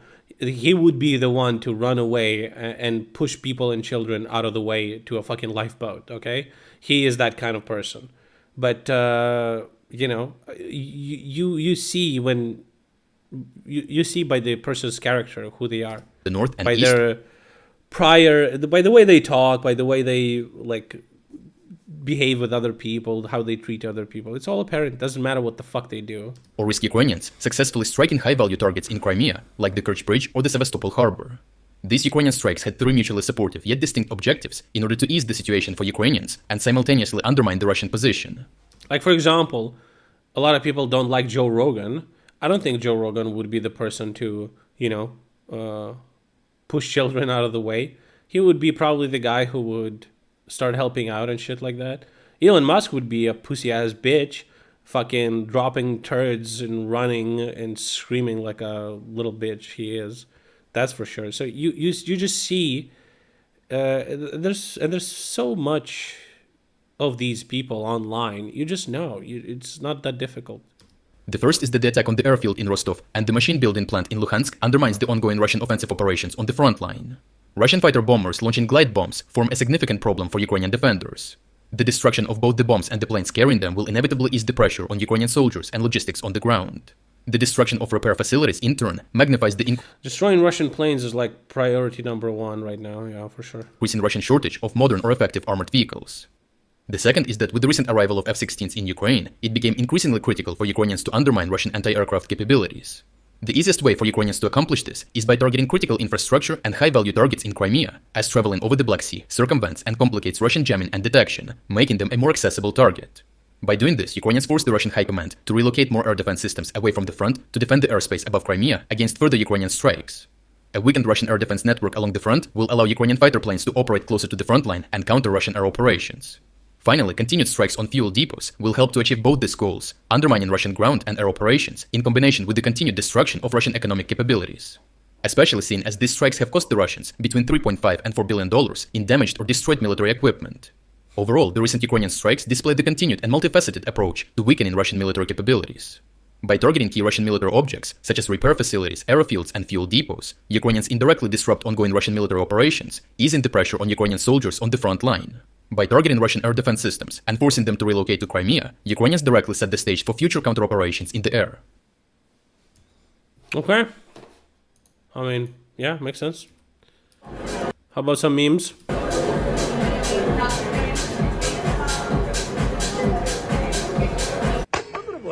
Okay.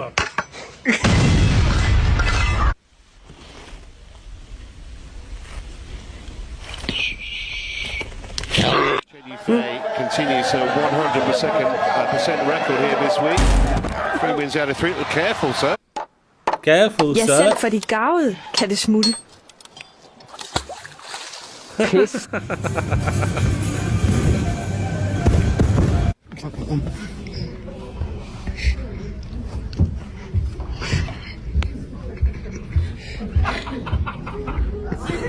Welcome to Malco Theaters.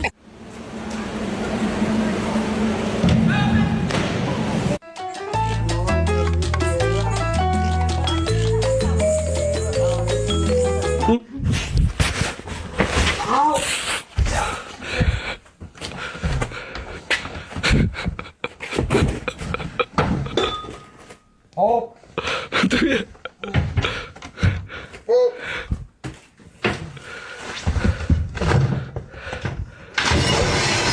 Hi, buddy.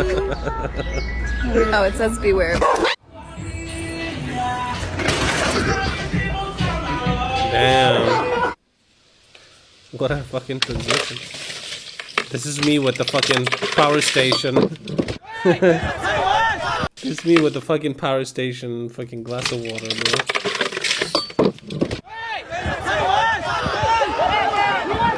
Dude, throughout the stream, we had like 6 fucking sirens. What the fuck is going on? Holy shit, that's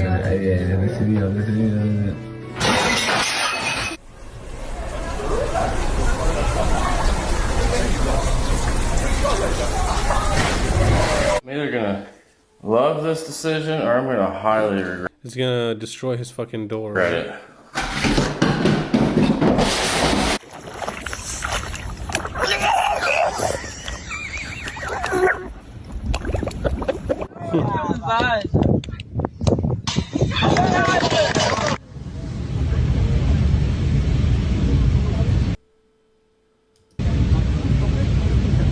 Raw salmon? Dude, that looks like a fucking... like $50 worth of salmon. $60? What the fuck?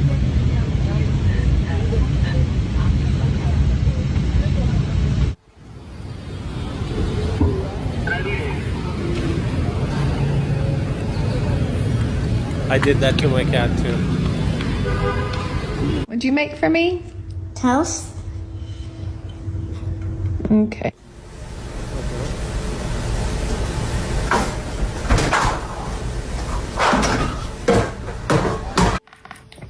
Real.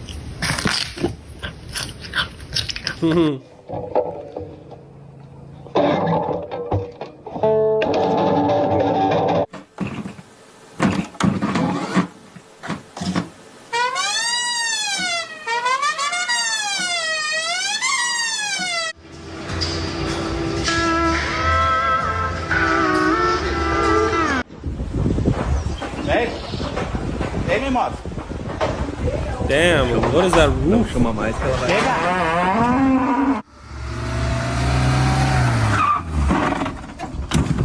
Scusate signori, a me non sembra molto omologata questa macchina. Fagli... So this one.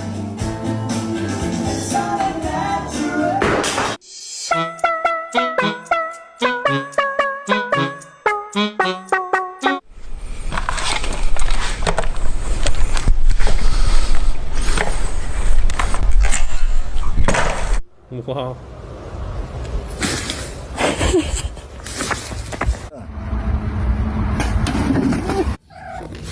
Who did this? Why would you hold it in front of your face? Sofia. Não tô nem enxergando.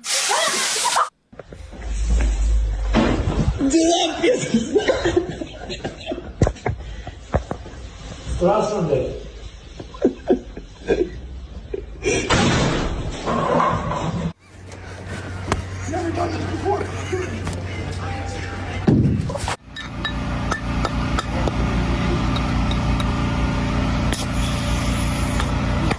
Sometimes I just look at you and I think to myself, how did I ever get so lucky?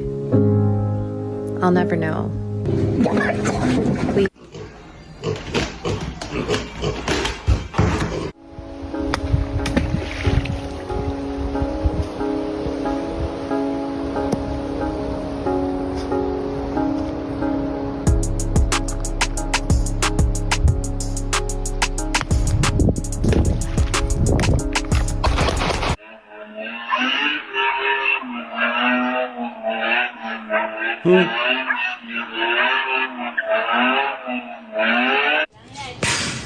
I'm the army robot, no accuracy.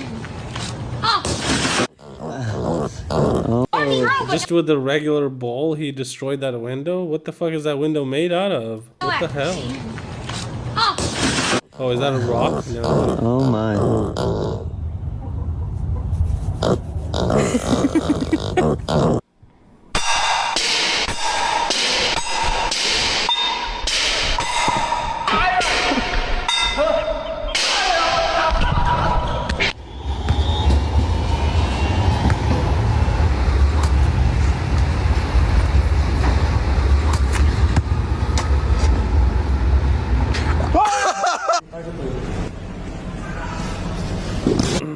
Et maintenant, je vais vous montrer comment les voisins ont mis le linge à sécher. 0 seconds, but in Rocket League, the game doesn't end until the ball hits the ground on 0 seconds.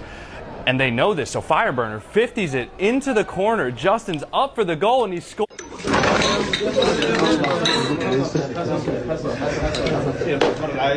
Mas, Lúcio, como foi que tu conseguiu entrar aqui, Lúcio? Me diz, hein?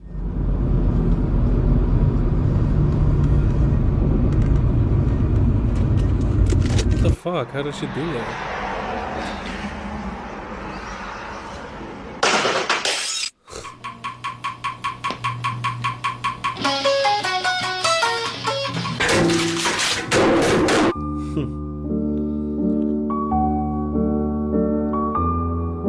Morning. About to be 9.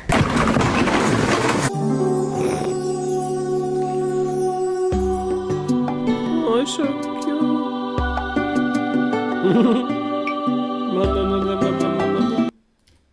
Hello everyone, this is your daily dose of internet.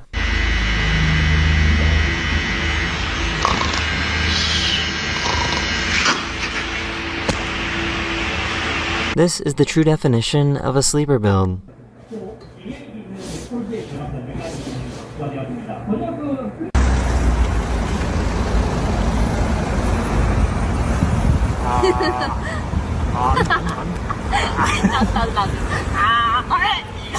This is absolutely diabolical. Oi, oi, oi, Huey. Homelander took me wife and took me bloody son. Why did you... Also, that video before was fucking fake. Womp womp. Oh my god, the same fucking thing. Oh my god, the same fucking thing. Homelander bollocks me wife and nicked me little lad. Nicked me little lad. Wee little lad. Oh, there we go. Wad. Oh my god, this video, we get it. This is what happens when a drummer loses both drumsticks.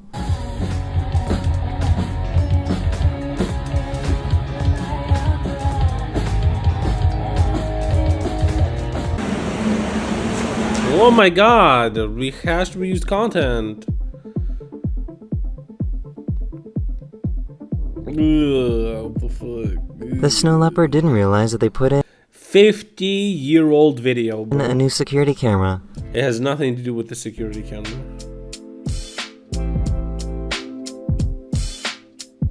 I just yell this and then wait, hold on, let me zoom in. Let me zoom in. No. All right. Okay. Okay. You ready? Ready? Oh my god.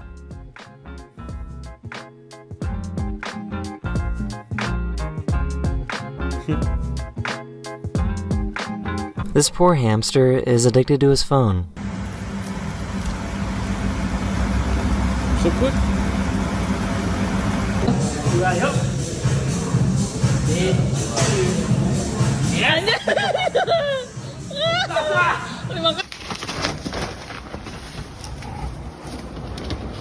These astronauts wanted to hold their own Olympics in space.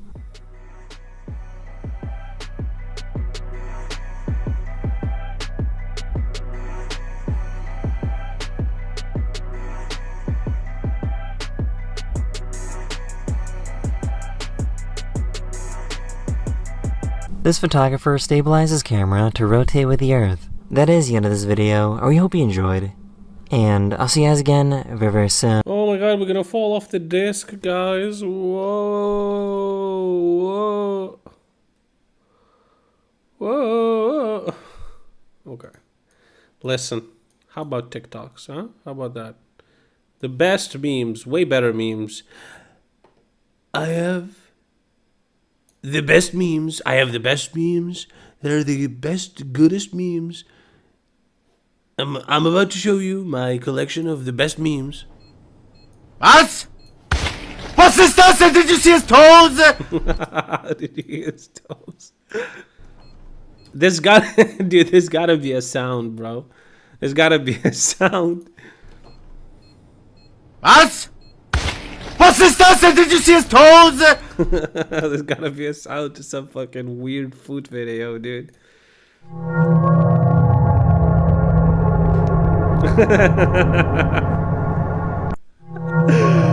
Sparkling water enjoyers when you hand them normal water instead of their nuclear acid. I do love me some sparkling water, and I do get upset when people don't have it. And yeah, sparkling water is great.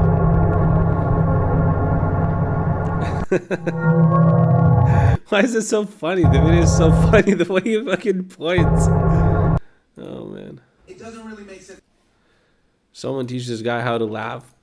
It doesn't really make sense. I have more Grammys than Will Smith, which makes no sense. But I have the same amount of BET awards as Sam Smith.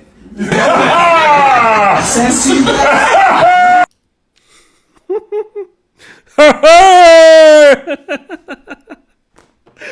He's literally that emoji, bro. What the fuck, dude? What's wrong with him?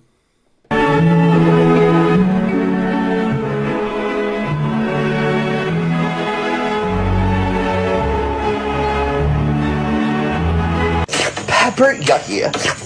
Ice cream yummy. Pepper yucky. Ice cream wow. Come here. Squishy. Pepper yucky. Ice cream yummy. This ain't Texas. Hey. No. Sneak. Dude, this is the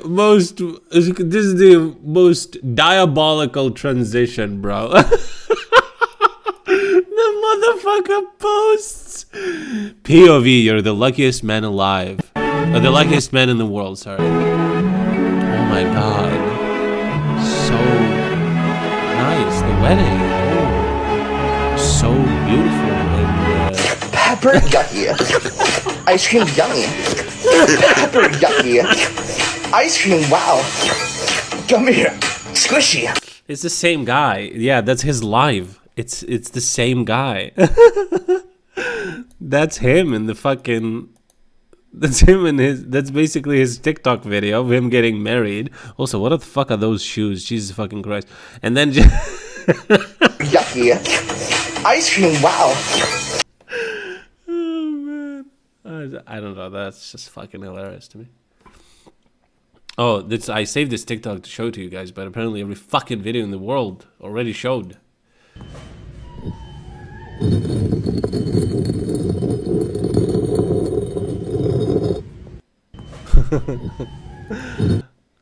Legendary sound. Legendary sound.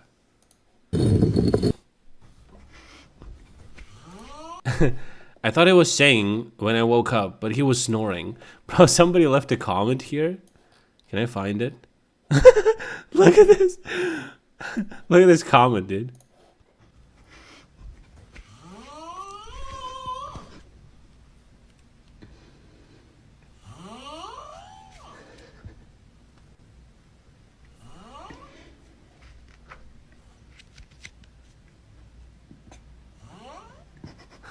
Why is it so... Why is it so quiet?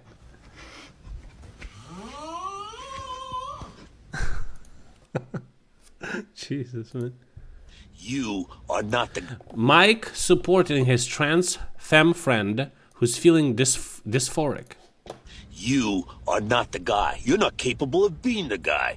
I had a guy, but now I don't. You are not the guy. You are not the guy. You're not capable of being the guy. I had a guy, but now I...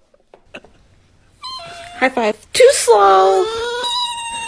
Oh no. High five. Too slow. Oh no. If it did statistically save children's lives, should we have more gun control? No. If it did. Well, that one crazy, bro. Statistically save children's lives, should we have more gun control? No. If it... Fuck them kids, dude.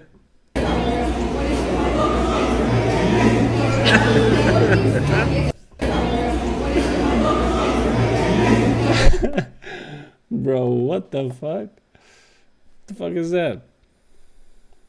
I don't eat that. My food eats that. Turn it off. Dude. Look at this, bro. Just look at this. Turn it off. Shit. What was that for? I don't know. I thought that if I moved it like you did last time, I don't know. How do people... It just like... You can't hold two pieces of information inside your head. It's just like one piece of information gets replaced by everything is overwriting, or what the fuck is happening? So I know what you wanted to do. Cars have this automatic thing where you turn your wheel and then put it back to straight. It automatically turns off the blinker. But not while the fuck you're driving on the fucking middle of the road, my dude. Turn it off. Shit. What was that for? I don't know. I thought that if I moved it like you did last time, I don't know. Turn it off. Bruh.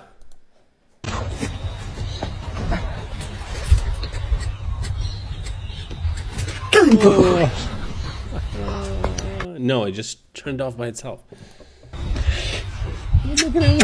Little tool, that's so cute. And then the other one jumps off. Good boy. Look at that. They love it. They love it. You guys, look at what my dog does when I talk in a different voice. Hey Rex, what are you doing? What are you doing, doggy? Hey, come here there, doggy. Come here, doggy. You guys, look at what my dog does when I talk in a different voice. Hey Rex, what are you doing? What are you doing, doggy? Okay, we saw this, right?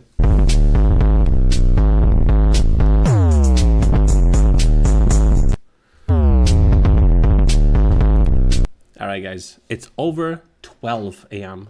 Okay? You know what that means? Old man Thompson gotta go to sleep. Okay, I'm gonna go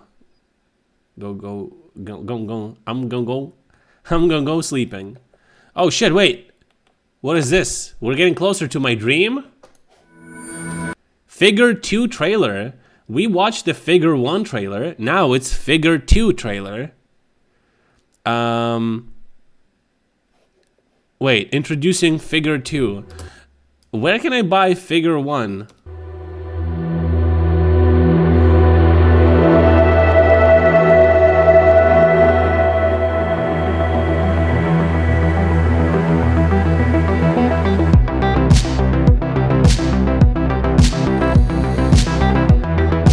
Damn, look at that ass.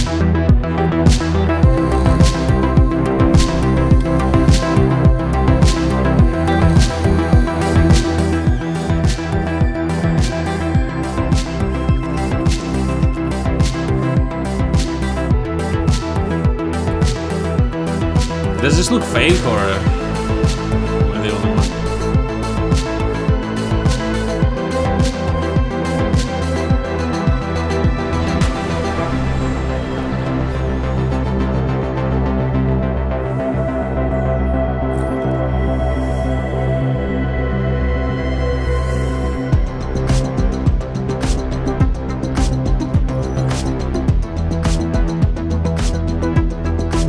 This may be more. This is maybe more believable. Here's what you need to look out for androids. Okay, it's how quickly they move and how precisely they move. Just because it can do some like very simple motions like walking, waddling. I wouldn't even call it walking. It's waddling. Precision in movements and movements of fingers, incredibly difficult robotics.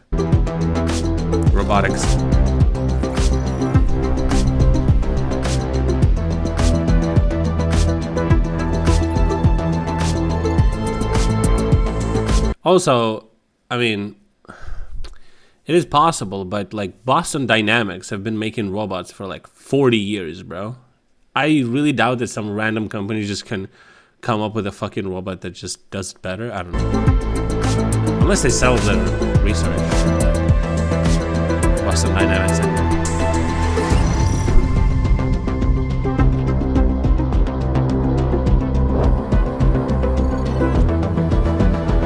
Neural network learned placement.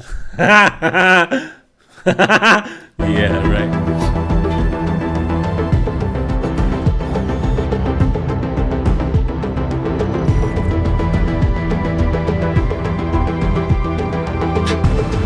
Self-correcting learning behavior. My guy, I don't want to buy 100 robots that are gonna learn how to do their job. I can't afford them fucking up that much.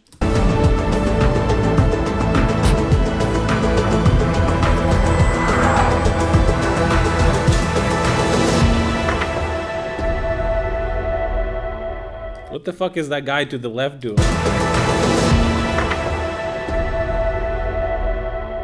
Is that their idle animation? I don't know. Looks kind of shitty.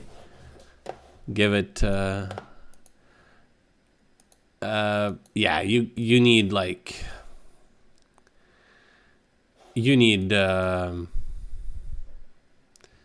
least 10 more years to see like any like viable product. I think at least 10 years in robotics. Robotics are very difficult. Very difficult. Alright guys, thanks for watching. Hope you enjoyed the stream. See you in 2 days. Tune in. make sure not to miss the next stream. So you better fucking join my Discord if you haven't yet. Subscribe, hit the bells and whistles and all that shit. Not to miss the stream. Don't miss the stream next time. Bye next time. Bye.